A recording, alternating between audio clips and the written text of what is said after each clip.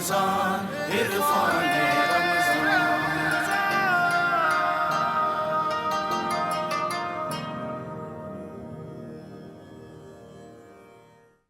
سلامتی ہے ان آنکھوں پہ جو ہدایت پہ نظریں جمائے بیٹھی ہیں، ان کانوں پہ جو ذکر خیر کے منتظر رہتے ہیں، اور ان قدموں پہ جو ہدایت کی راہ پہ گامزن ہیں۔ السلام علیکم ورحمۃ اللہ وبرکاتہ۔ تمام تعریفیں خدائے بزرگ و برتر کے لیے جو وحدہ لا شریک ہے، نہ کوئی ثانی نہ کوئی ہمسر، درود لا محدود محبوب رب الودود، راحت العاشقین مراد المشتاقین حضرت محمد مصطفیٰ، آپ کی آل پاک، آپ کے جانثار انصار اور اصحاب پر زرمن۔ آپ دیکھ رہے ہیں پروگرام الف لام میم، یہ عرفان رمضان کی خوبصورت سی بزم ہے۔ میں آپ کا میزبان محمد اویس ربانی تہ دل سے آپ کو خوش آمدید کہتا ہوں اور جشن آزادی کی مبارکباد دیتا ہوں۔ 27ویں رمضان پاکستان کی تاریخ رقم ہونے کو ہے۔ اللہ تعالیٰ کو کچھ مقصود ہے، وہ کوئی بھی کام عبث نہیں کرتا، اس کا ایک مقصد ہوتا ہے اور وہ آیا کرتا ہے تو اس کی نوازش ہوتی ہے۔ اس نے یہ ظاہر فرمایا کہ پاکستان مرادوں سے ملا ہے، تمناؤں سے ملا ہے، ایمان کا تقاضا ہے، لہٰذا اس نے اس کو ایمان سے ایسے جوڑا کہ رہتی دنیا تک کوئی اسلام اور پاکستان کو جدا نہیں کر سکتا، ایمان اور پاکستان کو جدا نہیں کر سکتا، قرآن اور پاکستان کو جدا نہیں کر سکتا، اور محمد، علی، فاطمہ ان سے جدا تو کر ہی نہیں سکتا۔ بانی پاکستان محمد علی جناح نے جس دن آزادی کی طرف یعنی ہجرت کا حکم فرمایا، 27ویں شب، 27 رمضان المبارک، ایک ایسا دن کہ جس پہ ہم فخر بھی کرتے ہیں، ناز بھی کرتے ہیں، رمضان الکریم کی نعمتوں کا شکر بھی ادا کرتے ہیں، اور پھر ہجرت کا سفر، وہ ہجرت کہ جس کے کر لینے سے انسان بالکل ایسے گناہوں سے پاک ہو جاتا ہے جیسے وہ ابھی نو مولود ہو، جنم لیا ہو اس نے۔ اور پھر ہجرت بھی کس طرف ہو رہی ہے؟ لا الہ الا اللہ کی جانب، ایک ایسے مملکت کا قیام کہ جہاں کی فضاؤں میں اللہ اکبر کی صدائیں بلند ہوں گی اور توحید پرستی ہوگی، رسالت مآب صلی اللہ علیہ وآلہ وسلم کی محبت کا حق ادا ہوگا، اور ہم ان سرحدوں کی حفاظت کرتے ہوئے شہید ہونا اپنا مان، اپنا فخر سمجھیں گے۔ ایک بار نہیں، کئی بار۔ میں اس حوالے سے خراج تحسین پیش کرتا ہوں ان تمام احباب کو جو 27ویں رمضان کو اللہ رب العزت کی نعمت پاکستان کا ذکر کرتے ہیں، اور ہم بھی آج وہی کرنا چاہیں گے۔ ساتھ ساتھ یہ بھی آج محفل میں اس بزم میں ذکر ہوگا کہ ایک عالم دین کی کیا ذمہ داری ہے، مسجد، ممبر، محراب کی کیا ذمہ داری ہے، تبلیغ کس انداز سے ہونی چاہیے، تبلیغ کے آداب خد و خال کیا ہو سکتے ہیں، تبلیغ کیوں ضروری ہے، اور پھر ایک نوجوان جس کو گمراہ کرنے کے لیے ہزار قسم کے فتنے موجود ہیں، کسی نہ کسی صورت میں عیاں ہو جاتے ہیں، اس کا علم دین سے کس طرح سے ربط ہونا چاہیے۔ میری خوش قسمتی ہے کہ پروگرام میں تشریف فرمائے علماء کرام، ایسے علماء کی جن کو سننے کا جی چاہتا ہے۔ پروگرام میں تشریف آوری پہ خوش آمدید کرنا چاہتا ہوں، میرے ساتھ تشریف فرمائے، بہت ہی پیاری گفتگو فرماتے ہیں، ایک لطافت ان کے امامے سے، ان کے لبادے میں جھلکتی ہے، انداز بھی ان کا خاص ہے، قرآن ان کو حفظ رہتا ہے، قرات بھی فرماتے ہیں، اور اس وقت پورا رمضان آپ نے خدمت فرمائی ہے قرآن شریف کی، اس طرح سے کہ ابھی کل کی بات ہے کہ آپ کی مسجد میں ختم القرآن بہت ہی احسن انداز سے ہوا۔ آپ پورا سال شعبہ تدریس سے جڑے رہتے ہیں اور بچوں کی، نوجوانوں کی تدریسی ذمہ داریوں کو سمجھتے ہوئے قرآن اور علم دین ان کو سکھاتے رہتے ہیں۔ آج کے پروگرام میں تشریف فرمائے مفتی فضل سبحان صاحب، السلام علیکم ورحمۃ اللہ۔ وعلیکم السلام ورحمۃ اللہ۔ خوش آمدید کہوں گا ہمارے دوسرے مہمان کو، اور آج انہوں نے بہت ہی عمدہ جوڑا پہنا ہوا ہے، تعریف کرنا حق بنتا ہے، ساتھ ساتھ گفتگو سے بھی ہمیشہ اہم پہلو کی جانب ہماری توجہ دلاتے ہیں۔ بہت ہی نفیس آدمی ہے، دل نواز آدمی ہے، اور جب کوئی بات کہتے ہیں تو مستقل مزاجی کے ساتھ اس پہ قائم رہتے ہیں۔ ان کے مدرسے، ان کی جامع، ان کی مسجد سے ہمیں بہت پیار ہے جہاں یہ اپنی خدمات صرف کر رہے ہیں، اور وہاں لوگوں کا آنا، ملنا، بیٹھنا، اتحاد بین المسلمین کی ایک عمدہ مثال قائم کرتا ہے۔ مفتی نوید عباسی صاحب، السلام علیکم ورحمۃ اللہ۔ وعلیکم السلام ورحمۃ اللہ۔ میں خوش آمدید کہتا ہوں، میرے بھائی جانب تشریف فرمائے، بہت ہی اعلیٰ مثال ہے معاشرے میں معتدل علماء کرام کی، اور خاص طور سے ان لوگوں کی جو بات دیکھتے ہیں وہ سامنے کہتے ہیں، پس پردہ کسی بات کو کہنے کے عادی اور قائل نہیں ہے۔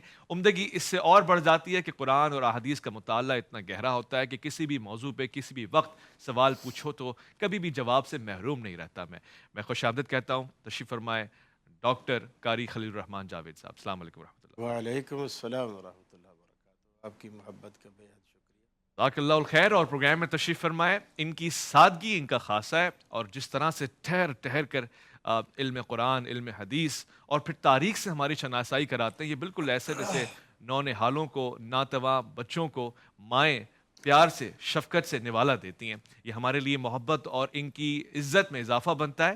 سعادت سے بھرے ہوئے ہیں، سرشار ہیں، پاکستان کے اس حصے سے ان کا تعلق ہے کہ جہاں کے لوگ حسین بھی ہوتے ہیں، خوبصورت بھی ہوتے ہیں اور مذہب سے بہت الفت اور محبت رکھتے ہیں. یعنی ایک طرح سے رسمی محبت نہیں ہوتی بلکہ ان کا اوڑھنا بیٹھنا بچھونا دین ہی ہوتا ہے.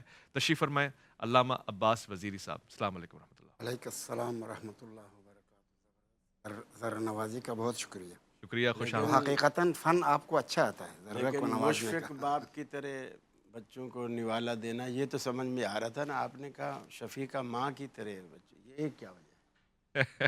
میں ان کی ممتا سے محظوظ ہوا ہوں اس لیے، ماشاء اللہ، اور اس کا تعلق جنس سے نہیں ہے، اس کا تعلق پیار اور الفت سے ہے. کیا بات ہے. میں خوش آمدید کہتا ہوں پاکستان کے مشہور و معروف ثنا خواں. محبت اور عقیدت جھلکتی ہے ان کی آواز میں، ان کی ثنا خوانی سے محفلیں بزم چمک اٹھتی ہیں، مزین ہو جاتی ہیں.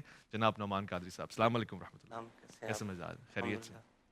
گفتگو کا آغاز کرتے ہیں. مفتی فضل سبحان صاحب کی طرف آتے ہیں. 2 آج موضوعات ہمیں لے کے چل رہے ہیں. سب سے پہلے تو 27ویں رمضان کے حوالے سے میں جاننا چاہوں گا پاکستان کو حاصل کرنا کتنا عظیم کارنامہ رہا اور کتنی بڑی نعمت رہی، اور پھر مبلغ کی حیثیت سے کیا گفتگو ہوگی آج؟ نحمدہ و نصلی علی رسولہ الکریم. آج ہم سب کو سربہ سجود اور شکرانے کے نوافل ادا کرنے چاہیے کہ اللہ کریم نے ہمیں ایک ایسا خطہ دیا جو اسلام کے نام پر معرض وجود میں آیا اور جس کے لیے لاکھوں لوگوں نے جانوں کے نذرانے پیش کیے. اگرچہ وہ نسلیں جنہوں نے قربانیاں پیش کی تھی آج قبروں میں ہیں، ہم ان کے اس قربانی کو امیجن نہیں کر سکتے. بنیادی طور پر دنیا میں بہت سے ممالک ہیں، 56 کے قریب تو اسلامی ممالک ہیں. اس میں آپ کو پوری دنیا کی کنٹریز میں نظر آئے گا کہ ایک زبان کے لوگ ہوتے ہیں، پورا ملک ان کا ہوتا ہے. کہیں پر ایک قوم ہوتی ہے، کہیں پر جو ہے نا جغرافیائی خد و خال ان کے یکساں ہوتے ہیں، کہیں پر جو ہیں وہ معدنی ذخائر ان کے پاس ایک خاص قسم کے ہوتے ہیں. یعنی مجموعی طور پر ایک ایسا خطہ کہ جس میں یہ ساری چیزیں جمع ہو جائے وہ آپ کو صرف پاکستان نظر آئے گا. یہاں زبانیں مختلف ہیں، قومیں مختلف ہیں، رنگ مختلف ہیں، معدنی ذخائر مختلف ہیں، جغرافیائی اس کا جو خد و خال ہے اگر آپ اس کی چاروں باؤنڈریز کو دیکھیں وہ مختلف ہیں، موسم مختلف ہے، مزاج مختلف ہیں، اور دینی تحریکات کے لیے بھی یہ مرجع خلائق ہے. تو اس اعتبار سے یہ ایک اتفاقی طور پر جو ہے وہ گویا کہ ڈیزائن نہیں کیا گیا بلکہ اللہ کی اس میں خاص منشا تھی. اور 27 رمضان المبارک کو اس کو آزادی کا یہ جو سرٹیفکیٹ یا تمغہ ملا تو ظاہر ہے کہ ایک مبارک مہینہ، پھر آخری اشرا، پھر تاک رات، پھر ختم قرآن کی نسبت، تو این سعادت بزور بازو نیست. عمل کی اپنی اساس کیا ہے، بجز ندامت کے پاس کیا ہے، رہے سلامت تمہاری نسبت، میرا تو بس یہی آسرا ہے. بنیادی طور پر ہمیں اس وقت اجتماعی توبہ کی ضرورت ہے کہ یہ ملک جس مقصد کے لیے، جس کاز کے لیے حاصل کیا گیا تھا، ہم 75 سال تقریباً گزرنے کے بعد بھی اس کو اچیو نہیں کر سکے. ہماری اچیومنٹ زیرو ہے.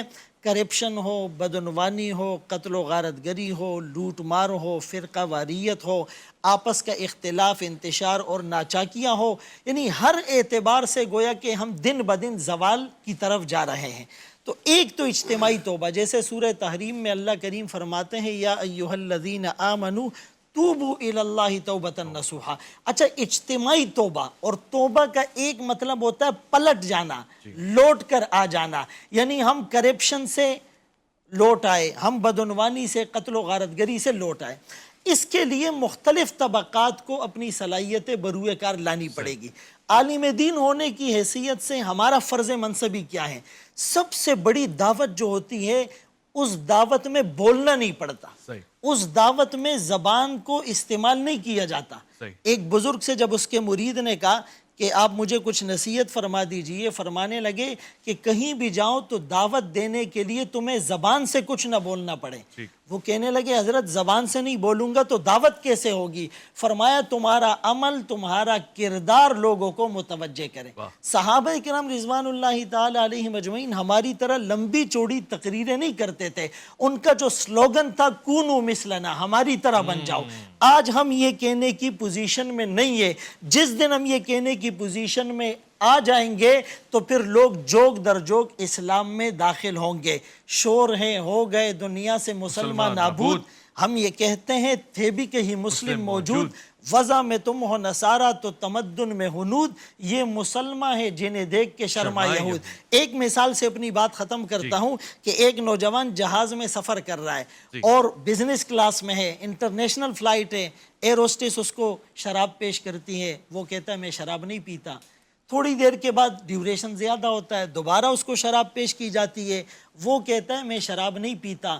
جب ایئر ہوسٹس نے اس کو انسیس کیا تو وہ کہنے لگا ایک شرط پہ پیوں گا کہ پہلے یہ شراب پائلٹ کو پلائی جائے۔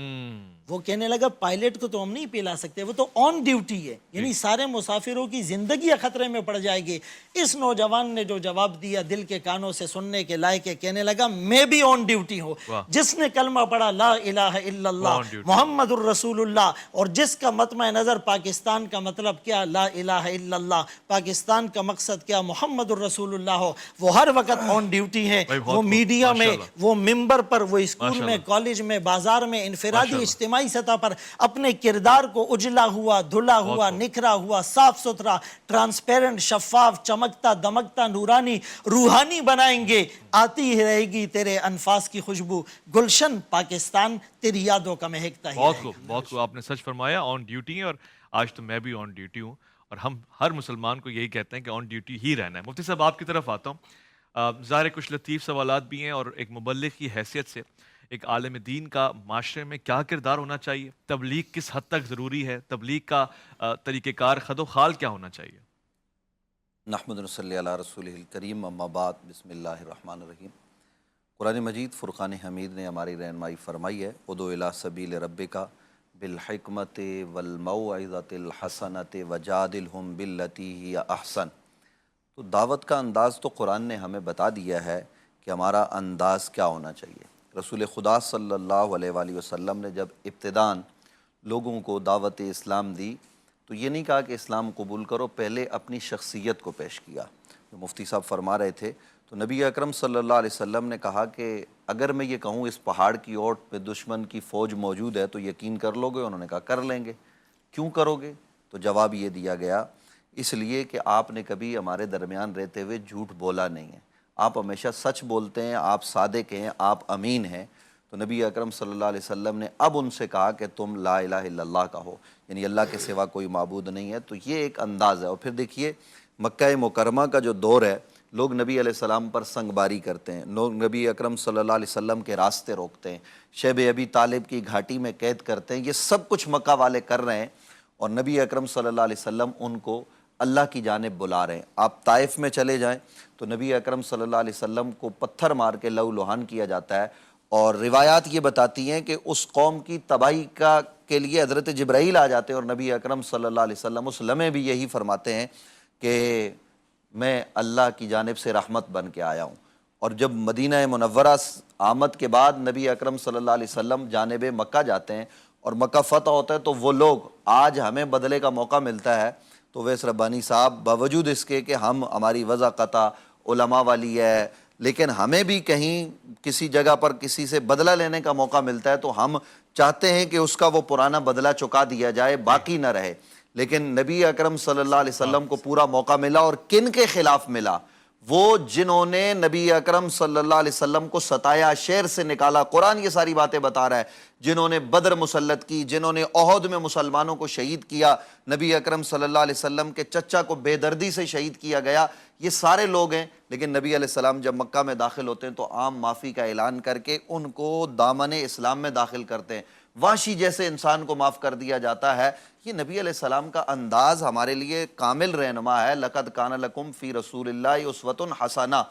ہم اس کو نمونہ بنا کر جب آگے بڑھیں گے تو صحابہ کرام کا جو طرز زندگی ہے اس کو اپنائیں گے۔ جو اولیاء اللہ کی تعلیمات ہیں وہ کیا ہیں؟ وہ آنے والا اگر آتا تھا وہ برا بلا بھی کہتا تھا، وہ کہتے تھے اس کو روٹی پیش کرو، پھر اس کے بعد اس سے اللہ رسول کی بات کریں گے۔ تو ویس ربانی صاحب آج پاکستان میں جس ملک میں ہم رہ رہے ہیں، جس کا آج جشن آزادی بھی ہے، ہونا تو یہ چاہیے کہ جشن آزادی 27 ہی کو منائیں، لیکن 14 اگست کو بھی لوگ مناتے ہیں۔ 27 رمضان المبارک کی بابرکت ساعتوں میں یہ جو ملک ملا ہے، اس ملک میں یہ جو افراتفری نظر آتی ہے، دیکھیے ایک طرف ہم یہ کہتے ہیں کہ پاکستان اللہ کی نعمت ہے اور جتنی آزادی دین کے حوالے سے ہمیں کام کرنے میں پاکستان میں ہے، یہ میرا پورا دعویٰ ہے کہ کسی اور ملک میں اتنی آزادی نہیں ہے. اگر کہیں ایک دو ملک ہیں تو وہاں پر صرف ایک ہی فقہ کی یا ایک ہی اس کی بات ہو سکتی ہے, لیکن پاکستان میں سب کو اپنا کام کرنے کی جو ہے وہ اجازت ہے, یہاں تبلیغی جماعتیں سب کچھ ہے. لیکن دوسری طرف یہ کہ یہ ملک جس مقصد کے لیے بنا تھا کہ یہاں لا الہ الا اللہ محمد رسول اللہ کا نظام بھی قائم ہو, تو اس کے لیے ہمیں تگودو کرنی پڑے گی, اور تبھی ہم جو ہے نا وہ اغیار کے اس سے نکل سکتے ہیں کہ جب ہم پلٹ کے رسول اکرم صلی اللہ علیہ وسلم کی زندگی کو دیکھیں. کیونکہ ریاست مدینہ کے بعد نظریاتی اسلامی ریاست پاکستان ہے, تو اس کو ہم نے اسی طریقے پر چلانا ہوگا جس طریقے سے نبی اکرم صلی اللہ علیہ وسلم نے ریاست مدینہ کو قائم کیا. نعرے سے نہیں کہ یہ ریاست مدینہ, عمل سے ہم نے اس کو ریاست مدینہ بنانا ہوگا. عمل سے اس کو ہم نے ریاست مدینہ بنانا ہے. ایک بہت ہی عمدہ مثال والی بات مفتی نوید عباسی صاحب نے فرمائی ہے کہ آج آپ کسی کو آزمانا چاہیں تو ایک پتھر پھینک دیں, آپ مسلمان ہوں گے تب بھی وہ آپ پہ اینٹوں سے حملہ کروائے گا, آپ کے ساتھ جھگڑا بھی ہوگا, بلکہ اپنے کارندوں کو کہے گا کہ جاؤ حملہ کرو, بدتمیزی کرو, بد کلامی کرو, چاہے وہ فیس بک کی دنیا میں ہو, یوٹیوب کی دنیا میں ہو, جہاں ہو سکتا ہے. ایک طرف یہ اخلاق رکھیں اور ایک طرف وہ اخلاق رکھیں کہ خود رحمت للعالمین آپ تشریف لے جا رہے ہیں, طائف کی طرف سے پتھر آ رہے ہیں, مگر دیکھیے کلام کیا ہے, دعا کیا ہے, انداز کیا ہے, رحمت ہی رحمت ہے سراپا. یہ انداز, اسے اسوہ حسنہ قرار دیا گیا ہے. یہ مثال ہے, یہ معیار ہے. یہ ناچیز کوئی مثال اور معیار نہیں ہے. ایک چھوٹا سا وقفہ ہے, لوٹ کر آئیں گے, آپ کا انتظار رہے گا. عرفان رمضان عرفان رمضان.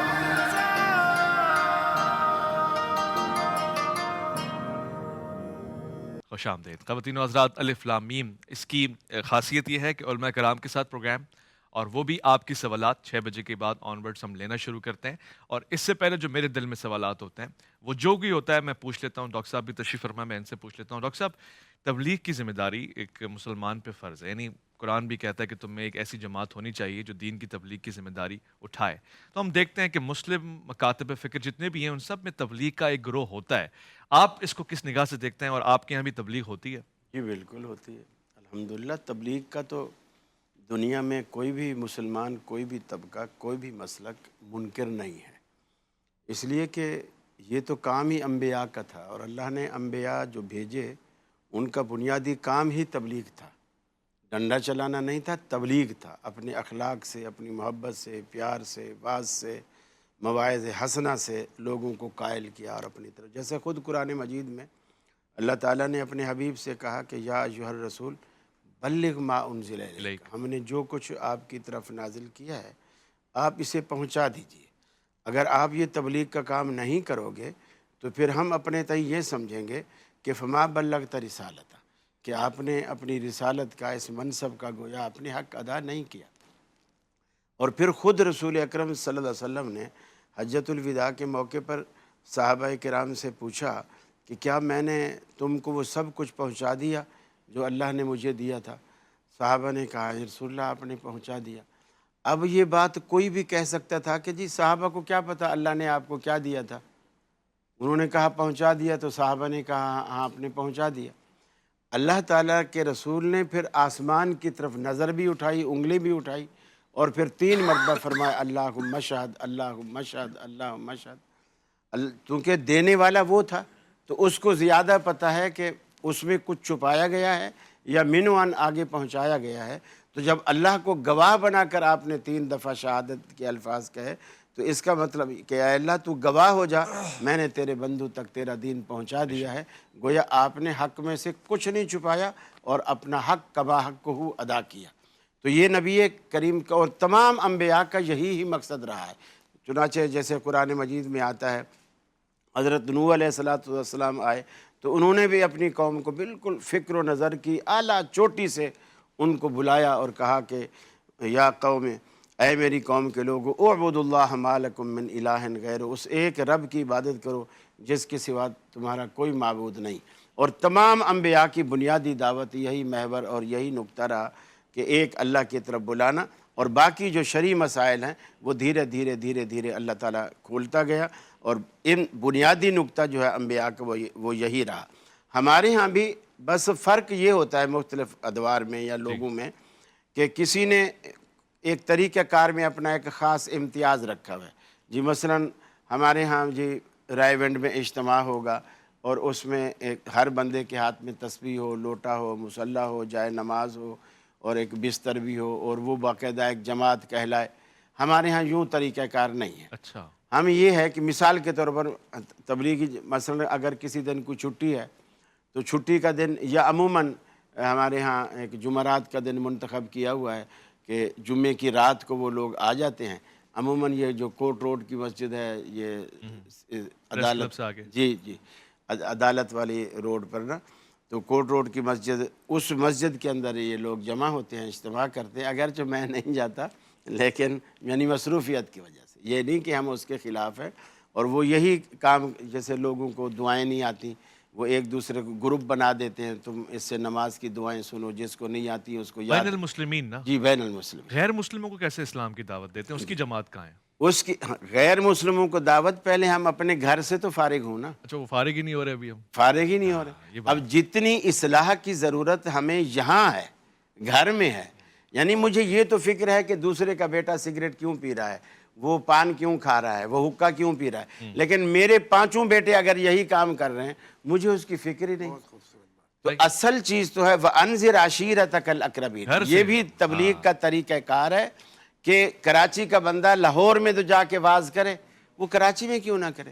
جتنا سفر یہاں سے کر رہا ہے اور سفر میں اتنا ٹائم لگا رہا ہے، وہ ٹائم بھی وہ یہاں بیٹھ کر تبلیغ میں لگا رہا ہے. تو یہ اچھی بات ہے. اچھی بات ہے. علامہ صاحب آپ کی طرف آتا ہوں میں اور اسی نوعیت کا سوال پوچھوں گا. ظاہر ہم ایک عالم دین کی ذمہ داریاں ایک مبلغ کی حیثیت سے جاننا چاہ رہے ہیں، معاشرے پہ اس کے کیا اثرات ہوتے ہیں. تو محرم الحرام میں جو مجالس آپ کے یہاں ہیں وہ کافی ہوتی ہیں تبلیغ کے لیے، اس کے علاوہ بھی کچھ ہونا چاہیے جس سے ایک عالم کا کردار پہنچ سکے؟ بسم اللہ الرحمن الرحیم. رب اشرح لی صدری ویسر لی امری واحلل عقدۃ من لسانی یفقهوا قولی. ربانی صاحب بہت شکریہ. میں اس بحث کو بالکل مخصوص کسی پیرائے کی طرف لے جانے کے حق میں نہیں ہوں، کیونکہ اس کا کوئی فائدہ نہیں ہے. اور اس کو آپ کی بحث کی طرف میں آؤں گا، لیکن اس سے پہلے 27 رمضان اور پاکستان کے وجود کے حوالے سے چند جملے میں عرض کر کے اس مطلب کی طرف آؤں گا. آج 26 ہے، 27 آنے والی شب. نہیں آج 27واں ہے، 27ویں شب ہے، 27واں روز ہے. تو یہ اس کے معنی ہے کہ آج یوم پاکستان بھی ہے. ایران کے حساب سے تھوڑا پیچھے نہیں، وہ ذرا آگے جاتے ہیں. تو اس لحاظ سے وہ چونکہ بہت آگے جاتے ہیں، میں پیچھے. کوئی بات نہیں، اصل میں روزے ہیں، آخر میں آدمی تھکاوٹ ہوتی ہے. تو 27 رمضان یوم پاکستان ہے. جب برطانیہ ہندوستان کو چھوڑ کے چلا گیا اور اس کی طاقت کمزور ہو گئی تھی، تو اس وقت شاید اس خطے کے مسلمانوں نے اپنے لیے یہی بہتر سمجھا کہ ہم کیوں نہ اپنے لیے ایک مستقل ملک بنائیں کہ جس میں ہم احکام خداوندی کی رعایت کرتے ہوئے شریعت محمدی کے مطابق اپنی زندگی گزارنے میں آزاد ہوں، اور اسی قرآن کے مطابق، اسی شریعت کے مطابق ہم زندگی گزاریں. جیسے کہ ہمیں بتایا جاتا ہے، ہم اس وقت تھے تو نہیں، لیکن ہمیں بتایا جاتا ہے کہ ایک نظریے کے بنا پر یہ ملک بنا تھا پاکستان. اور شاید دنیا میں کوئی ملک نظریے کے بنیاد پہ نہیں بنا ہے. یعنی اسلامیت کی شناخت کے ساتھ اسلامی جمہوریہ جو کہلاتا ہو، وہ اس کی بنیاد ہی میں اسلامی جمہوریہ کے نام سے کوئی ملک نہیں بنا ہے. ہمارے ہمسائے میں ایک ملک ہے اسلامی جمہوریہ، لیکن وہ ملک پہلے سے تھا، وہ انقلاب کے بعد وہاں شہنشاہیت کا نظام تھا. ان کا کمال یہ ہے کہ انہوں نے جو اچھا کام کیا وہ ایک نظام شہنشاہیت کو ہٹایا، اس کی جگہ پر اسلامیت کو لے آیا، جمہوری ہو گیا. تو جمہوریت وہاں پر بھی ہے، لیکن وہاں پہلے سے موجود ایران میں اسلامیت آ گئی ہے، اور یہ ملک شروع ہی سے اسلامیت کے نام پہ بنا ہے. بہت خوب. یہ اعزاز اس ملک کو حاصل ہے حقیقتاً. لیکن اس اعزاز کی بات جب ہوتی کہ یہ اس ملک کی حکومتیں، اس ملک کی ریاست، اس ملک کے صاحبان اقتدار اور اختیار اس ملک کے بننے کے بعد اسی نظام پر قائم رہتے، اسی دین پر قائم رہتے، اسی نظام شریعت پر اور احکام خداوندی پر قائم رہتے، حکومتیں اسی نظریے کے مطابق بنتی اور پالیسیز اسی نظریے کے مطابق اجرا کرتے، تو پھر اس ملک میں شاید برکتیں ہی برکتیں ہوتی۔ میرا خیال یہ ہے کہ ملک تو بنا اسلامی نظریے کے بنیاد پر، لیکن بنتے ہی جو حکومتیں بنیں اور جو صاحبان اختیار اور اقتدار تھے، ان کے ذاتی مادی اور وقتی مفادات کا تقاضا یہ تھا کہ وہ بڑی بڑی قوتوں کی طرف ملتفت ہوں صحیح اور ان سے مدد لیں، ان کی طرف متوجہ ہوں، ان سے ڈکٹیشن لیں، اس کے مطابق ملک کو چلائیں۔ صحیح پھر تکرار کر رہا ہوں، ملک کا مفاد یہ نہیں تھا، ان کے ذاتی مفادات یہ تھے، صحیح اور انہوں نے ذاتی مفادات کو ترجیح دی ملکی مفادات کے ٹھیک ہے۔ اوپر، اور اس کا نتیجہ یہ ہے کہ آج ہم ہر اعتبار سے زوال پذیر ہیں۔ ہم صحت کے میدان میں دیکھیں تو زوال کی طرف ہیں، اقتصاد کی میدان میں دیکھیں تو زوال کی طرف ہیں، علم کی میدان میں دیکھیں تو زوال کی طرف ہیں، دفاع کے میدان میں کسی حد تک بہتر ہیں، اور بہت ساری جہتوں سے دیکھیں تو ہم اقتصاد تو ہمارا بہت ہی برا ہے، اور جس ملک سے ہم جدا ہو کے بنے تھے وہ ملک آج کہا جاتا ہے کہ اقتصاد دنیا کے اقتصادی طاقتور ترین ممالک میں سے ایک ہے، اور وہ تقریباً 5ویں یا 6ٹھی اقتصادی مملکت ہے۔ تو ہم یہ کنفرم کر لیں کہ ہم جدا ہو کے بنے تھے یا دو تقسیم ہوئی تھی اس کی، بر صغیر پاک و ہند کی تقسیم ہوئی تھی، ہم ان سے جدا نہیں ہوئے تھے؟ تو وہ یعنی ایک طرح کی جدائی ہے نا، یہ اچھا تقسیم بھی ہوئی ہے تو وہ جدائی ہی ہے۔ تو یعنی جس ہندوستان سے ہم جدا ہوئے یا یعنی تقسیم ہوئے، تقسیم بہتر لفظ۔ ہاں تقسیم کا لفظ شاید برابری کا تصور اس میں آتا ہے، تقسیم ویسے ہوئے۔ بھی ماں باپ کی وراثت جب بچے بانٹ لیتے ہیں نا، تقسیم ہوتی ہے۔ وہ جدائی ہو جاتے ہیں تقریباً۔ تو بہرحال دونوں میں تھوڑا سا فرق ہے، اعتباری فرق ہے، کوئی اتنا بڑا فرق نہیں ہے، عملی اعتبار سے کوئی فرق نہیں ہے۔ تو اس تقسیم یعنی جو تقسیم ہو، حالانکہ وہ ہندو ہے، وہ کسی نظریے کا نہیں ہے، لیکن وہ ملک مسلسل ترقی کرتا گیا۔ ہم شروع میں اچھے رہے اور بعد میں زوال کی طرف چلے گئے، اور اس کی وجہ جو ہے وہ خدا کے اس نظام کے ساتھ غداری تھی۔ اور یہ میں کہاں سے عرض کر رہا ہوں؟ جی قرآن مجید کی ایک آیت ہے، اس میں ارشاد ہوتا ہے کہ وَلَوْ أَنَّ أَهْلَ الْقُرَىٰ آمَنُوا وَاتَّقَوْا لَفَتَحْنَا عَلَيْهِمْ بَرَكَاتٍ مِّنَ السَّمَاءِ وَالْأَرْضِ۔ آہا، اگر یہ بستیوں والے ایمان لے آتے اور تقوی اختیار کرتے تو ہم ان پر برکتوں کے دروازے کھول دیتے۔ آسمان، واہ سبحان اللہ۔ لفتحنا علیہم برکات، یہاں علماء کرام تفسیر اور جی جی پڑھانے والے علماء بھی ہیں، یہ بہت اچھی طرح جانتے ہیں، برکاتن تنوین کے ساتھ ہے، جی۔ نکرہ شکل میں، جی اور یہ نکرہ شکل میں اس لیے ذکر ہوا کہ کسی خاص قسم کی برکت کا ذکر نہیں ہے، آہا ہا ہا، ہم جہت میں ہم جہت، برکتیں، واہ خوبصورت، یعنی اگر یہ ایمان لے آتے اور تقوی اختیار کرتے تو ہم جہت برکتیں واہ انہیں دے دیتے۔ سبحان اللہ۔ ولیکن کذبوا، لیکن لیکن انہوں نے تو جھٹلا دیا، جھٹلایا، مفعول کا ذکر نہیں ہے، جی۔ کذبوا یعنی کیا؟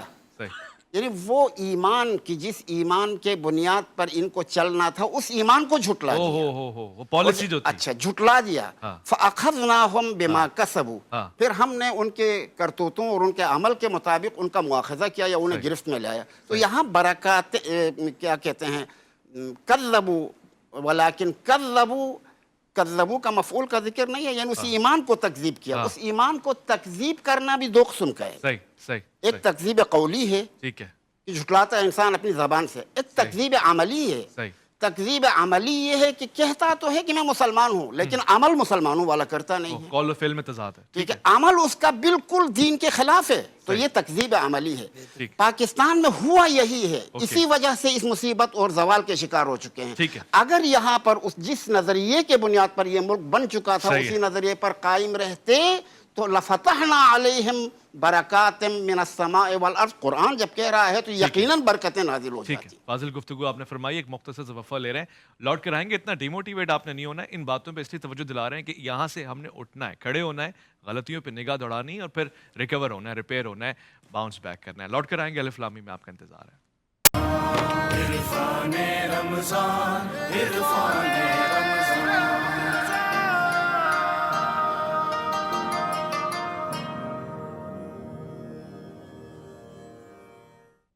خوش آمدید خواتین و حضرات، آج کی بزم عرفان رمضان المبارک کے ساتھ ساتھ آگے بڑھ رہی ہے، اور جیسے جیسے माह रमज़ान के दिन मुख्तसर रह गए हैं, थकावट भी है, तवन्नाइयाँ भी थोड़ी सी कमज़ोर की तरफ यानी कमज़ोरी का शिकार है, मगर उसके बावजूद अल्लाह रब्बुल इज़्ज़त से उम्मीदें हैं।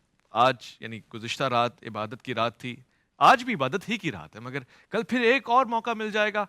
एक एक लम्हा कीमती है, लिहाजा हमने जो कुछ सुना, सीखा और इसमें जो कुछ अपना किरदार अदा कर सकते हैं किया।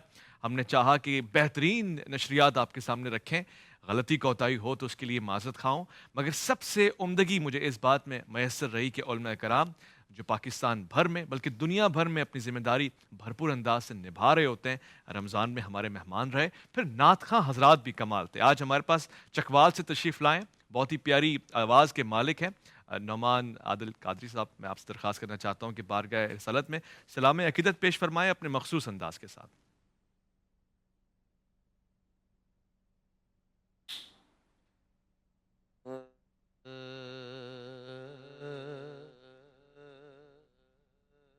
कुर्बान मैं उनकी बख्शिश के, कुर्बान मैं उनकी बख्शिश के बख्शिश पर, मकसद भी ज़ुबान पर आया नहीं, कुर्बान मैं उनकी बख्शिश पर, कुर्बान मैं उनकी बख्शिश पर, मकसद भी ज़ुबान पर आया नहीं, बिन मांग दिया और इतना दिया, बिन मांग दिया और इतना दिया, दामन में हमारे समाया नहीं, बिन मांग दिया और इतना दिया, ईमान मिला उनके सदके, कुरान मिला उनके सदके, ईमान मिला उनके सदके, कुरान मिला उनके सदके, रहमान मिला उनके सदके, रहमान मिला उनके सदके, वो क्या है जो हमने पाया नहीं, वो क्या है जो हमने पाया नहीं, बिन मांग दिया और इतना दिया। बड़ा ही प्यारा शेर, बड़ा ही प्यारा शेर, कि दिल भर गए मंगतों के, लेकिन आका देने से तेरी नियत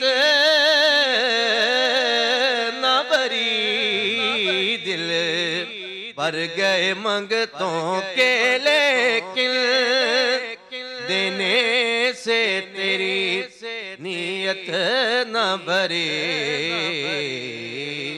जो आया उसे भर भर के दिया, जो आया उसे भर भर के दिया, महरूम कभी लौटाया नहीं, महरूम कभी लौटाया नहीं।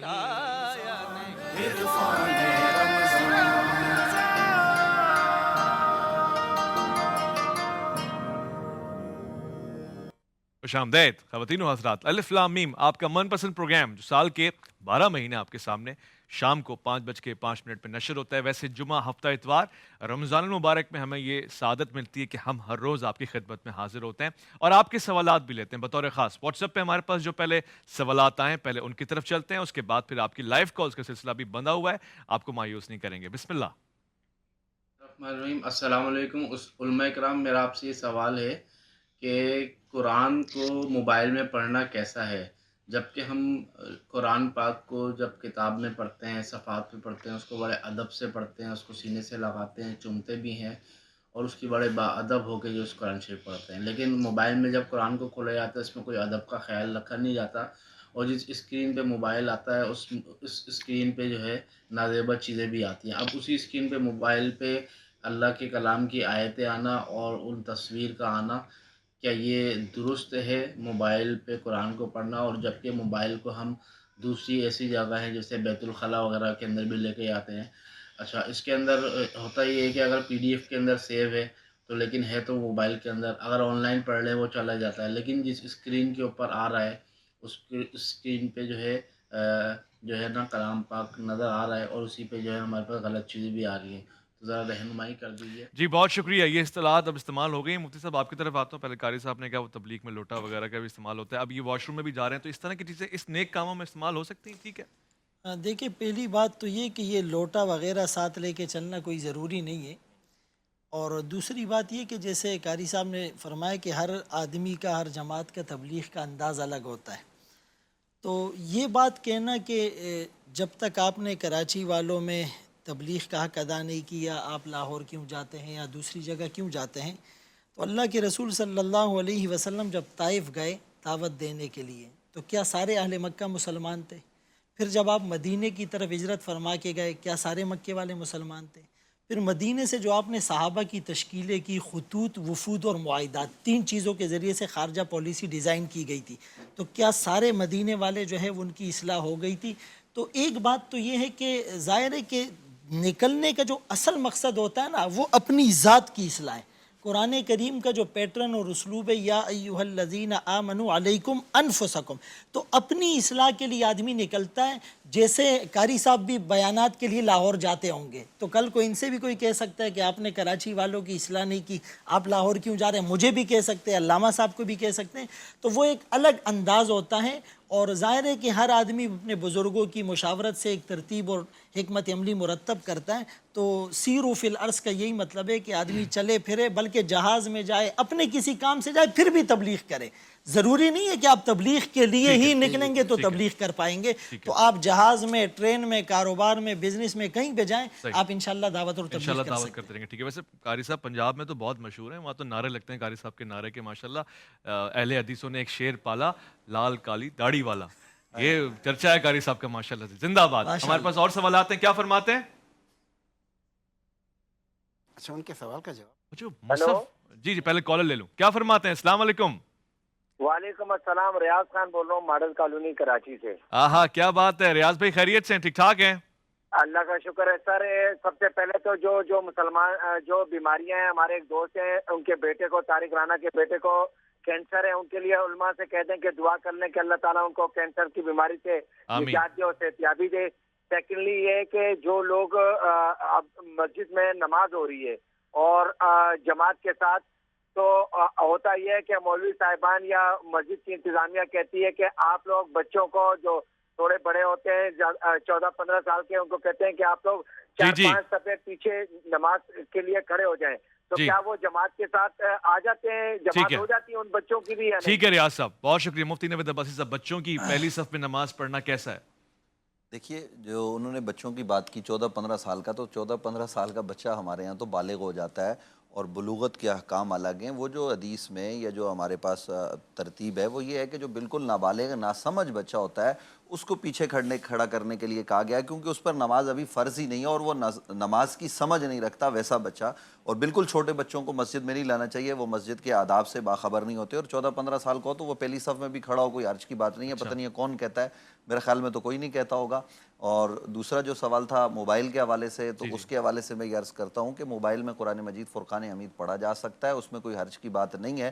بہتر اور افضل یہی ہے کہ آپ مصحف میں اہتمام کے ساتھ اس کی تلاوت کریں. لیکن اگر آپ سفر میں ہیں جہاں پہ قرآن مجید فرقان حمید آپ کی دسترس میں نہیں ہے تو وہ کر سکتے ہیں. اگر ایک اجازت ہے، میں نے ایک بات کرنی تھی، کیونکہ تبلیغ کی بات یہاں بہت ہو رہی ہے، کافی ہر آدمی اپنے مکتب کے حوالے سے بات کرتا ہے، تو تبلیغ ہونی چاہیے. لیکن اس وقت جو ملک کو ضرورت ہے وہ ہے صاحب، الہاد بڑی تیزی سے پھیل رہا ہے اور توہین اس قدر تیزی سے پھیل رہی ہے، اس پر بات نہیں ہو رہی.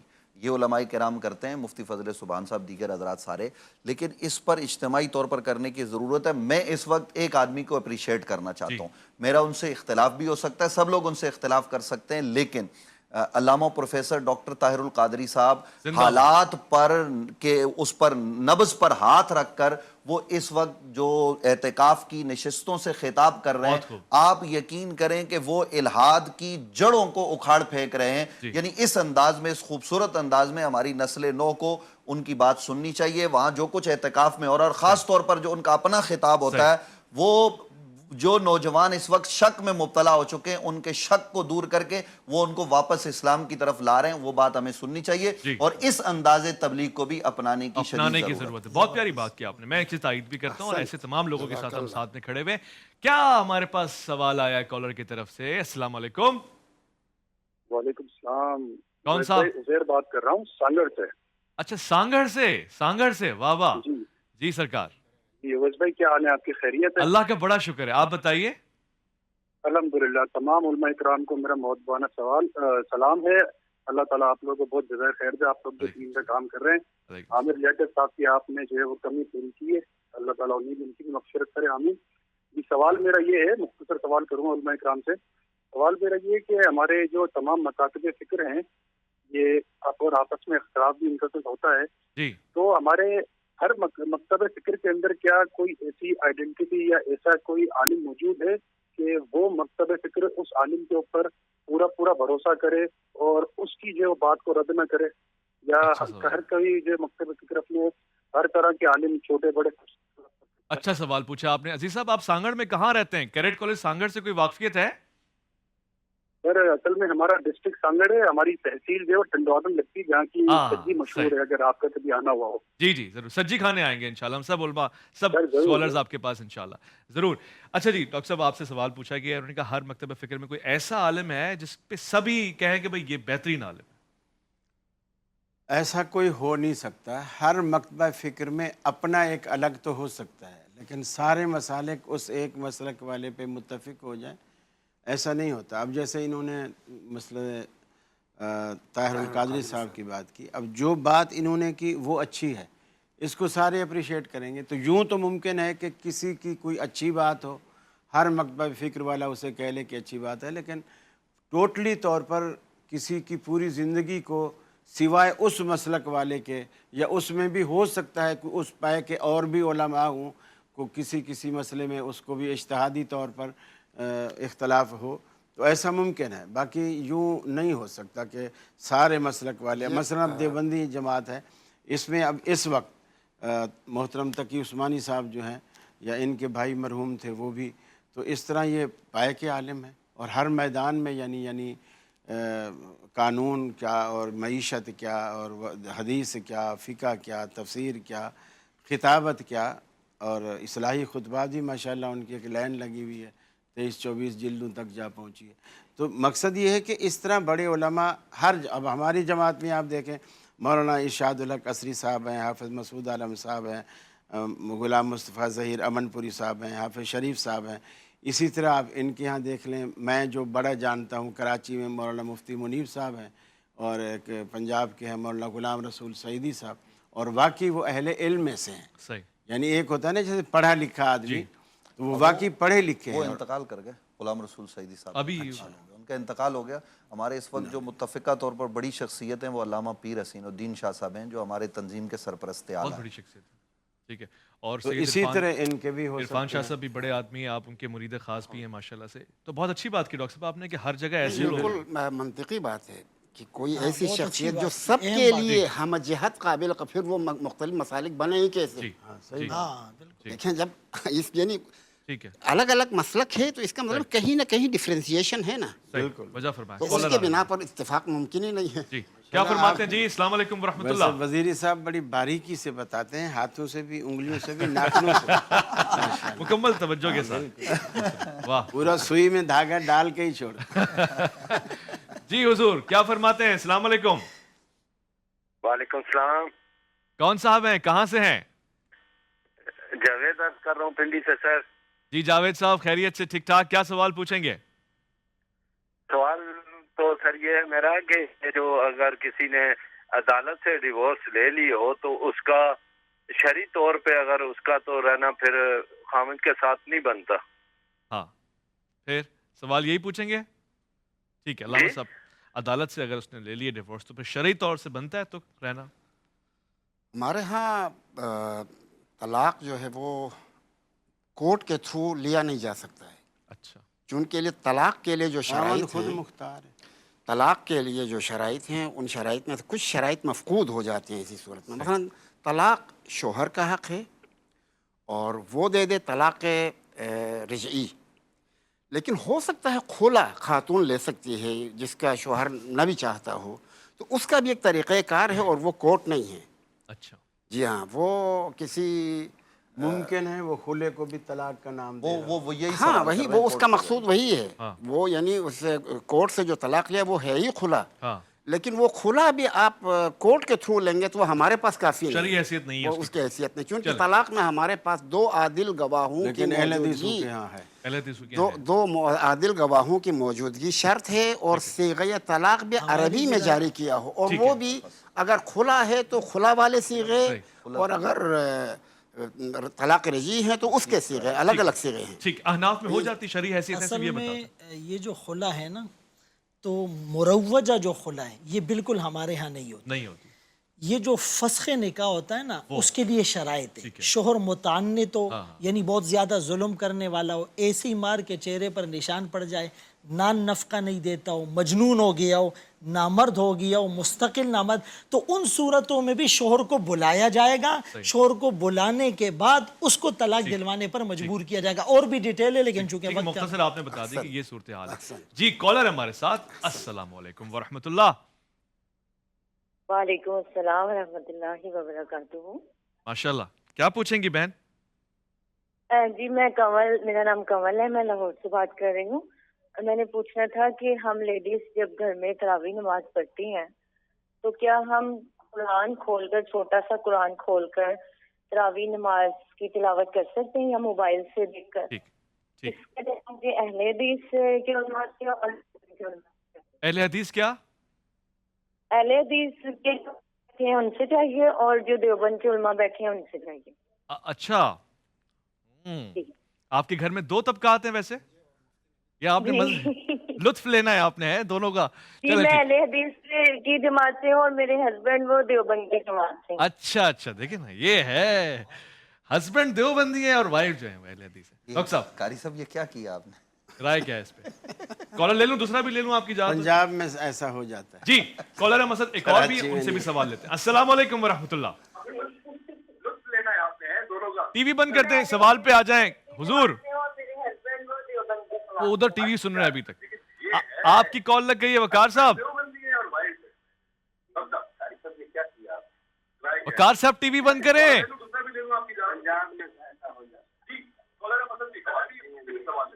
محمد وقار صاحب ٹی وی بند کر دیں. بھائی ان کو بتائیں یار. السلام علیکم جی. وعلیکم السلام. ٹی وی بند کر دیں، مجھ سے بات کریں. آپ خیریت سے ہیں؟ السلام علیکم جی.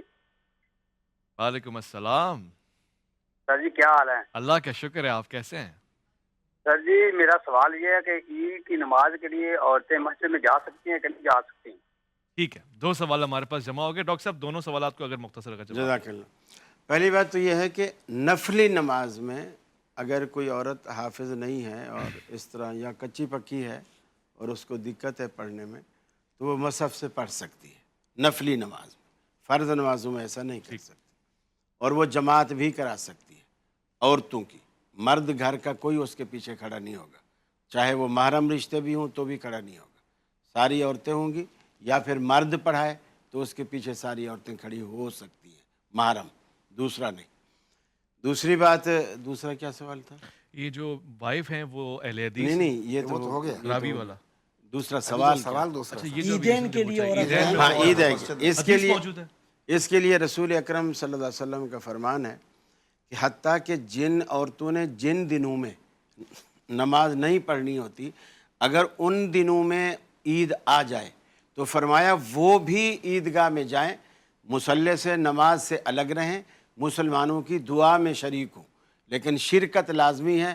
پھر کچھ لوگوں نے کہا یا رسول اللہ ہمارے پاس اوڑھنی نہ ہو، پردہ نہ ہو، تو آپ نے فرمایا وہ سہیلی سے مستعار لے۔ اس کی بھی دو تفسیریں کہ یعنی ایک بڑی چادر ہے تو دو بچیاں اس میں چھپ کے چلی جائیں، یا اگر اس کے پاس ایکسٹرا ہے تو اس سے ادھار مانگ لے اور عید پڑھ کے آ کے اس کو واپس کر دے۔ پردے کے تقاضے پورے کرے، خوشبوئیں نہ لگائے اور زیورات کی آرائش زیبائش نہ کرے، شرعی تقاضے سے شرم و حیا کے ساتھ جائے، اور ان کا اجتماع بھی پردے کا سارا الگ ہو۔ رسول اللہ صلی اللہ علیہ وسلم مردوں کو واعظ کرنے کے بعد پھر عورتوں میں بھی جا کر کے کہ صدقات کی بھی آپ نے تلقین فرمائی خواتین سے اپیل جمع۔ بہت خوب، میں نے حدیث پڑھی تھی اس لیے میں نے اس پہ ڈبل چیک بھی کر لیا، مگر یہ کہ اب سوالات بھی آپ کے لے لوں، لائیو کالرز ہیں، آگے گفتگو گھومنی بھی ہے، آگے بات بڑھنی بھی ہے۔ اگر ان کو ہماری رائے لے لیں، رائے دے دیں۔ دیکھیں عید کی نماز کے حوالے سے ہمارے ہاں چونکہ عورتیں عام نمازوں میں بھی گھر میں پڑھیں جو کہ ان پہ واجب ہے، عید کی نماز عورتوں پہ واجب نہیں ہے، اسی لیے وہ عید کی نماز کے لیے نہ جائیں۔ ام حمید ساعدی رضی اللہ عنہ صحابیہ ہیں، اور آقا سے فرمایا کہ مجھے شوق ہے آپ کے ساتھ نماز پڑھنے کا، تو آپ صلی اللہ علیہ وسلم نے فرمایا تمہارا شوق مبارک ہے، لیکن تمہارے لیے گھر میں نماز اور گھر کے پھر صحن سے کمرے میں اور کمرے کے اندھیرے حصے میں نماز پڑھنا زیادہ افضل ہے۔ اور جس طرح ہم روایت پیش کرتے حضرت عائشہ رضی اللہ عنہا نے بھی فرمایا کہ آقا کے زمانے میں اگر یہ فتنے ہوتے تو آقا بھی روک دیتے۔ تو اسی لیے جیسے قاری صاحب نے کہا اگر ان کے مسلک میں جا سکتے، جو انہوں نے پابندیاں بتائی ہے وہ بہت اہم ہے، ان کے ساتھ جو ہے اگر وہ جائے تو وہ ان کے مسلک کے اعتبار سے ٹھیک ہے۔ باقی قرآن دیکھ کر پڑھنے کے اعتبار سے نماز کی حالت میں موبائل میں قرآن دیکھ کے نہیں پڑھا جا سکتا۔ اس کی ایک وجہ تو یہ ہے کہ مصحف اور موبائل میں ویسے بھی فرق ہے، لیکن موبائل میں چونکہ اس میں ایپس بھی آتی ہے اور ایڈز بھی آتے ہیں اور اسکرین بھی اس کی بند ہو سکتی ہے، تو وہ جو ہم نے عمل کثیر کی طرف اشارہ کیا تھا، تو اس وجہ سے احناف کے ہاں موبائل میں یعنی قرآن دیکھ کر نماز کی حالت میں نہیں پڑھا جا سکتا۔ خوبصورت اس میں اویس بھائی ایک بات بھی ہے ضرورت، اگر آپ اجازت دیں گے تو عورتوں کی جو جماعت، عورت اگر امامت کرائے گی تو وہ ہمارے ہاں مکروہ تحریمی ہے، عورت نماز نہیں پڑھا سکتی۔ ٹھیک ہو گیا، مفتی نوید عباسی صاحب کا بہت بہت شکریہ۔ علامہ صاحب میں گھوم کر ہی آ جاؤں، میں آ ہی جاتا ہوں موبائل والے۔ اچھا جی عنایت فرما دیں۔ موبائل یا کسی ایسے ذریعے کے ذریعے سے جو موبائل کی طرح سے ہو، اس کے ذریعے سے قرآن پڑھنا یا کوئی دعا پڑھنا یا مثلا نافلہ نماز میں کوئی سورہ پڑھنا، جو کچھ مفتی صاحب نے ابھی ذکر کر دیا یہ باتیں ٹھیک ہیں۔ اگر فعل کثیر کے موجب ہو کچھ چیزیں تو وہ تو مبطل نماز ہے۔ بحث اس فعل کثیر میں نہیں ہے، فی حد ذاتی ہی موبائل دیکھ کے سورہ پڑھنا کیسا ہے، کوئی حرج نہیں ہے، کوئی حرج نہیں ہے۔ البتہ جو اہتمام آپ مصحف شریف میں قرآن کی تلاوت کو کرتے ہیں، نماز کی حالت میں بھی مصحف کو اٹھا کے اگر پڑھیں گے تو جو رجوع کیا کہتے ہیں خضوع اور خشوع کی کیفیت پیدا ہوتی ہے وہ موبائل میں شاید نہ ہو۔ اس لیے اس فرق کو بھی مد نظر رکھنا چاہیے۔ یعنی دیکھنا کبھی عمل نہیں ہے، آپ کہہ رہے ہیں نہیں، فی حد ذاتی جائز ہے، لیکن عمل بہتر جو ہے دونوں چیزوں میں آئے گا، موبائل میں بھی آئے گا، مصحف میں بھی آئے گا۔ اگر فعل کثیر ہو تو ہم اس لیے منع کرتے ہیں کہ اب مصحف کو اٹھائیں گے یا اس میں عمل کثیر ہوگا تو سوال لے لیتے ہیں جی۔ ایک اور صاحب میں کافی دیر سے انتظار کر رہے ہیں، معذرت، وہ گفتگو کچھ ایسی ہوتی ہے، سب کے موقف ضروری ہوتے ہیں۔ السلام علیکم۔ السلام علیکم حضور، السلام علیکم ہیں، چلے گئے حضرت، حضور چلے گئے، چلے جی لوٹ کر آتے ہیں، جو بیٹھے ہوئے ان کی فکر کرتے ہیں اور پھر انہی کا ذکر کرتے ہیں اور ان سے ذکر بھی کرواتے ہیں۔ لوٹ کر آئیں، ایک چھوٹا سا وقفہ الف لام میم میں آپ کا انتظار ہے۔ عرفان رمضان، عرفان رمضان۔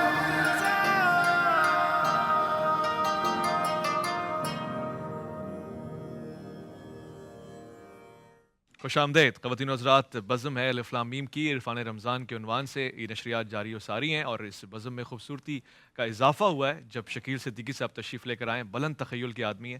خوش آمدید، السلام علیکم ورحمۃ اللہ۔ السلام ورحمۃ اللہ۔ کیسے مزاج ہیں آپ کے؟ الحمدللہ، ماشاء اللہ۔ خوشی ہو رہی ہے آپ کو یہاں دیکھ کر۔ آپ نے نوجوانوں کی تعلیم و تربیت اور ان کو ایک بہتر کردار والا انسان بنانے کے لیے بھرپور کوشش کی ہے، ہم ان کو آج سے نہیں بلکہ 15-20 سالوں سے دیکھ رہے ہیں.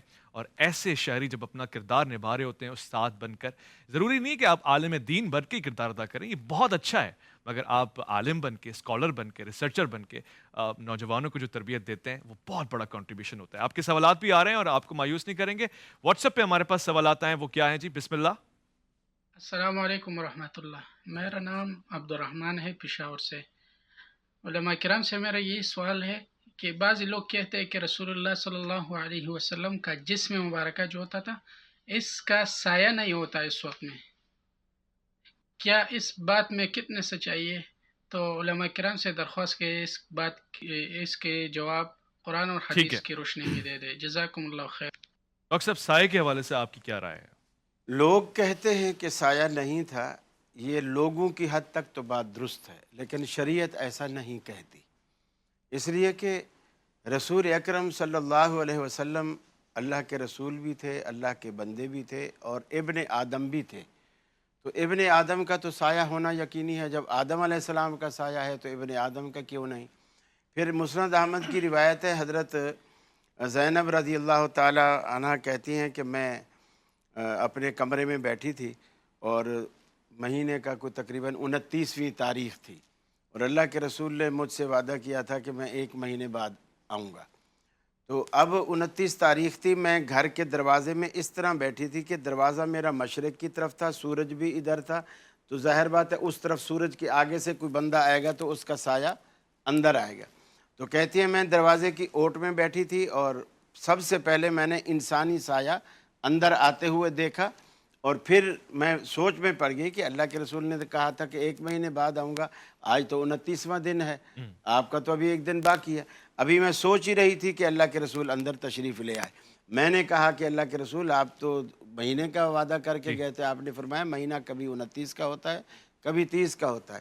اسی طرح رسول اکرم صلی اللہ علیہ وسلم نے فرمایا کہ اللہ تعالیٰ نے مجھے جنت بھی دکھائی، دوزخ بھی دکھائی، اور حالت نماز میں دکھائی، اور وہ جو دکھائی فرمایا اس جہنم کی اتنی روشنی تھی حتیٰ رأیت ذلی و ذلکم. صحابہ کرام سے کہا کہ میں نے اس روشنی کے اندر اپنا اور تمہارا سایہ دیکھا. تو یعنی دیکھنے کے تو شواہد موجود ہیں، اور سایہ نہ ہونے کی ایک روایت بھی دنیا میں موجود نہیں ہے. اچھا ٹھیک ہو گیا. جب ڈاکٹر صاحب نے شروع کیا تو مجھے لگا آپ وہ شعر پڑھ رہے ہیں کہ لوگ کہتے ہیں کہ سایہ تیرے پیکر کا نہ تھا، میں تو کہتا ہوں جہاں بر پہ ہے سایہ تیرا. مگر ڈاکٹر صاحب نے وہاں سے بات ایک عجیب پیرائے میں گزاری، اور جو ظاہر ان کے مطالعے کے حساب سے مستقل ہے. ہم سوالات کی طرف آ رہے ہیں. آپ کے ایک اور سوالات ہمارے پاس آئے ہیں. السلام علیکم ورحمۃ اللہ. السلام علیکم. جی وعلیکم السلام. میرا سوال تمام علماء کرام سے ہے. اگر ہم جاب کی وجہ سے نماز عیدین ادا نہیں کر سکتے، اور اسی طرح نماز جمعہ ہم ادا نہیں کر سکتے لیکن ہم ظہر کی نماز ادا کر لیتے ہیں، تو اس کے متعلق شریعت کیا حکم دیتی ہے؟ کائنڈلی رہنمائی فرما دیجیے. جزاک اللہ. علامہ صاحب آپ کی طرف رکھتا ہوں یہ سوال اور اس کا جواب. نماز عید کے حوالے سے تو عید نہیں ہے، جمعہ، عید اور جمعہ دونوں کا سوال کیا ہے، دونوں کے حوالے سے. تو نماز عید کے حوالے سے تو ہمارے پاس زمانے حکومت معصومین میں واجب ہے، پیغمبر کی حکومت میں یا پیغمبر کے بعد جو ان کے جانشینان برحق ہیں ان کی حکومت میں واجب ہے. اور اگر ان کی حکومت نہ ہو، طاغوت کی حکومت ہو یا کوئی ایسے ہی حکومت ہو، تو اس میں نماز جمعہ کا مستحب ہونا بھی ثابت نہیں ہے. اچھا.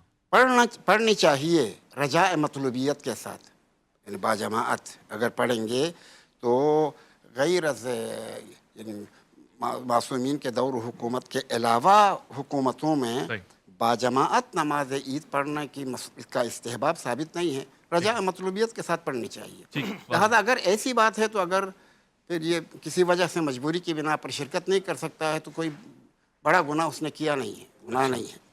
اما نماز جمعہ اکثر فقہا کے پاس واجب تخیری ہے، اس کا وجوب واجب تخیری ہے. واجب تخیری کے معنی یہ ہے کہ آپ کو اختیار ہے کہ آپ جمعے کے دن ظہر پڑھیں یا نماز جمعہ پڑھ لیں، لیکن جب آپ نماز جمعہ پڑھنے کے لیے وہاں جائیں گے تو پھر پڑھنا ہی چاہیے، وہاں پہنچ کے پھر ظہر نہ پڑھیں. ٹھیک، آپ اس پر رائے دیں مختصر. دیکھیے قرآن کریم میں 28ویں پارے میں سورۃ الجمعہ ہے. یا ایھا آمنوا اذا نودی للصلاۃ من یوم الجمعہ فاسعوا الی ذکر اللہ. تو فاسعوا امر کا صیغہ ہے، اور امر کے جو 16 معنی ہیں اس میں ایک للوجوب، وجوب کے لیے آتا ہے. یہ بات ٹھیک ہے، لیکن اذا نودی کے قید کے ساتھ ہے، وہ منادی کو ایک تھوڑا سا سن لیں. آپ نے جو بات کی آپ نے اپنے مسلک کے مطابق، وہ اہل سنت کے مطابق. اچھا، دوسری بات یہ کہ حدیث پاک میں واضح آتا ہے کہ جو آدمی مسلسل جمعے چھوڑتا ہے، کتب منافقا فی کتاب لا یمحى ولا یبدل، ایسی کتاب میں منافق لکھا جائے گا جس کا لکھا ہوا نہ مٹ سکتا ہے نہ تبدیل ہو سکتا ہے. جمعے کے دن کی یہ جو فضیلت ہے، اور بہت سی روایات ہے کہ وہ ایک آدمی آیا، آقا جمعے کا خطبہ دے رہے، اور اس نے کہا بارش نہیں ہو رہی، آپ نے ہاتھ اٹھائے، بارش شروع ہو گئی. پھر ایک ہفتے کے بعد وہ آیا اور اس نے کہا کہ اب تو زیادہ کثرت بارش کی وجہ سے مویشی ہلاک ہو گئے. تو اس طرح کی کئی روایتیں، جمعہ پڑھنا بھی واجب ہے اور عید کی نماز پڑھنا بھی واجب ہے. اگر جاب کی وجہ سے وہ عید کی نماز نہیں پڑھ سکا تو وہ اکیلے نہیں ہوتی اور اس کی قضا نہیں ہوتی. اور اگر سفر کی وجہ سے کسی کے جمعے کی نماز چھوٹ جائے جیسے سوال کیا تو وہ ظہر کی پڑھے. ٹھیک ہے، واضح ہو گیا. سوال ہمارے پاس اور بھی آئے ہیں. آپ نے فرمایا کہ اس کا دل کالا ہو جاتا ہے، دل کالا ہو جاتا ہے، وجہ فرمایا. ٹھیک ہے، واضح. السلام علیکم ورحمۃ اللہ وبرکاتہ. میرا یہ سوال تھا کہ جب آپ یہ کہتے ہیں کہ وسیلے سے مانگنا چاہیے اور صدقہ سے مانگنا چاہیے، مطلب ان کے صدقے، ان کے وسیلے، تو وسیلے اور صدقے کے علاوہ اللہ سے مانگ نہیں سکتے دعا، یا اللہ قبول نہیں کرے گا اگر وسیلے سے نہیں مانگیں اور صدقے سے نہیں مانگیں؟ ذرا بتائیے گا اور اس بارے میں رہنمائی فرمائیے. اگر ہم وسیلے سے نہیں مانگتے ہیں یا صدقے سے نہیں مانگتے ہیں تو یہ گناہ کرتے ہیں ہم کہ اللہ. چلے آج یہ سوال جو ہے میں محفوظ کر لیتا ہوں. بہت دیکھیں ایک مکتب فکر یہاں موجود نہیں ہے، تو ایسا نہ ہو کہ بات امبیلنس ہو جائے. میں نے یہ سوال محفوظ کر کے میرے پیارے بھائی کل کے لیے، آپ ویسے بھی اتنے قریب ہیں، آپ دور نہیں جائیں گے، موبائل تو بہت زیادہ قریب ہے آپ کے، میں بھی اتنا ہی قریب ہوں. ایک اور سوال ہمارے پاس ہے، کیا فرماتے ہیں؟ ایک سوال عرض کرنا چاہ رہا تھا کہ جیسا کہ ہم عام لوگ کہتے ہیں کہ یہ رسول اللہ صلی اللہ علیہ وسلم کا کرم ہے یا سیدہ پاک کا کرم ہے، تو ہم یہ کس معنی میں کہتے ہیں؟ اس کی آسان تشریح ہو جائے، قرآن و حدیث کی کوئی ایک مطلب واضح بات معلوم ہو جائے تاکہ ہم اگر کوئی ہم سے اعتراض کرے تو ہم اس کا جواب دے سکیں. جزاک. ٹھیک ہے، یہ سوال بھی محفوظ کر لیتا ہوں، کل دونوں سوال پوچھ لوں گا. صدیقی صاحب آپ تشریف فرمائیں. میں چاہتا ہوں یہ ذرا جانوں کہ نوجوانوں کی تبلیغ اور ان کی تعمیر کردار کے لیے کیا کردار ہمیں اپنانا چاہیے، کس طرح ہمارا گیسچر ہونا چاہیے؟ دیکھیے، نوجوانوں کو جہاں تعلق ہے، میں دین کے حوالے، چونکہ آپ کی نشست اس وقت جو ہے علماء کی نشست ہے، اور تقریباً جو آپ کے سوالات ہیں ان کا تعلق شرعی نوعیت کے سوالات ہیں وہ، لیکن جو میرا ڈومین ہے وہ اس سے تھوڑا سا مختلف ہے. اور میں بارہا یہ بات زور دے کے کہتا ہوں کہ ہمارا جو نوجوان آج کا ہے وہ تھوڑا سا تن آسانی کی طرف چلا گیا ہے، اور وہ آسان راہوں کی تلاش کرتا ہے، اور جس کی وجہ سے وہ جو اس کو ترقی کرنی چاہیے، جو اس کے جو معاشی یا سماجی حیثیت میں جو اس کے تغیر آنا چاہیے وہ نہیں آ پاتا، جس کی بہت بنیادی وجہ یہ ہے کہ اپنے آپ کو مشکل میں ڈالنے سے وہ بچتا ہے. سادہ زبان میں کہیں تو رگڑا لگانے سے بچتا ہے اپنے آپ کو. ایک آپ اس کی خود مثال موجود ہیں. میں نے آپ کو گزشتہ کوئی 15-16 سال سے میں نے بڑے قریب سے دیکھا، اور میں نے آپ کو بہت محنت کرتے دیکھا. تو میں یہ سمجھتا ہوں کہ کسی بھی شعبے میں، اور اب تو جس تیزی سے دنیا میں نئے شعبہ جات جو ہے متعارف ہوتے چلے جا رہے ہیں، تو اس کے اندر لوگ سمجھتے ہیں کہ شاید آرٹیفیشل انٹیلیجنس کا دور آ گیا تو ہمارے لیے بہت آسانی نہیں پیدا ہوئی، اور مشکلات میں اضافہ ہوا. بھائی بہت قیمتی نقطہ آپ نے اجاگر کیا ہے کہ یعنی مشکلات میں، چیلنجز میں اضافہ ہوا ہے. میں ایک مختصر وقفے کی طرف جا رہا ہوں.